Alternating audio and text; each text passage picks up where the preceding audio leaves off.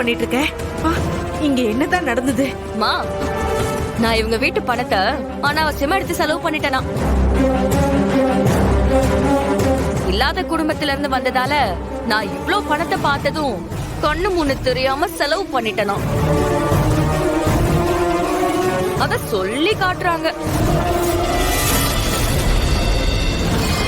அதான் எனக்கு பணம் முக்கியம் இல்ல, இந்த குடும்பம் தான் முக்கியம்னு காட்டுறதுக்காக நான் செலவு பண்ண இந்த பணத்தை நானே கொடுத்துடுறேன்னு சொன்னேன். இந்த குடும்பத்து மேல எனக்கு இருக்கிற அக்கறையை காட்ட இந்த பணம் மட்டும் இல்ல, இன்னும் எவ்வளவு வேணும்னாலும் எங்க வீட்ல இருந்து வாங்கிட்டு வந்து தருவேன். அதெல்லாம் எனக்கு ஒரு பெரிய விஷயமே இல்ல.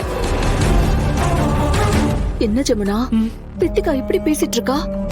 இப்படியே போச்சுன்னா நல்லதுக்கு இல்ல, எதையாவது பேசி சமாளி. இந்தாங்க நீங்க கேட்ட பணம். நான் உங்ககிட்ட பணம் கேட்கவே இல்லையே.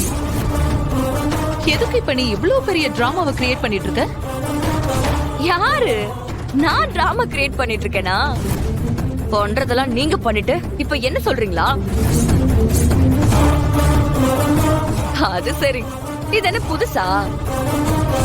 நீங்க சொல்றத தானே எல்லாரும் கேட்டாகணும். நீங்க இதையும் சொல்லுவீங்க, இன்னமும் சொல்லுவீங்க.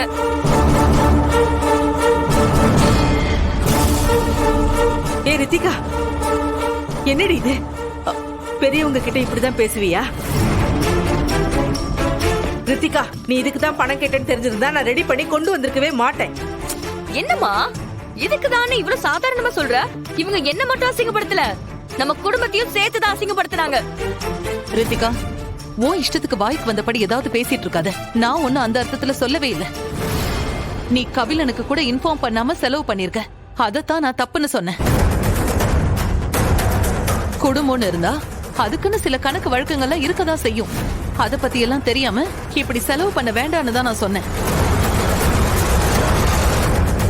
அது நீ இப்படி தப்பாதான் புரிஞ்சுக்குவியா? இதெல்லாம் ரொம்ப தப்பு ரித்திகா. நீங்க ஒரு விஷயத்த பேசிட்டு அதுக்கு நீங்களா ஒரு அர்த்தத்தை கிரியேட் பண்ணிக்கிட்டீங்கன்னா அது எப்படி எனக்கு தெரியும்? எனக்கு என்ன அர்த்தத்துல புரியுமோ அப்படிதானே பார்க்க முடியும்.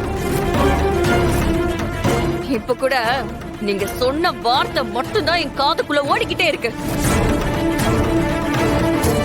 நான் அதுக்காகவாவது என்ன நிரூபிச்சுதான் ஆகணும். அதுக்கு நீங்க பணத்தை வாங்கிதான் ஆகணும்.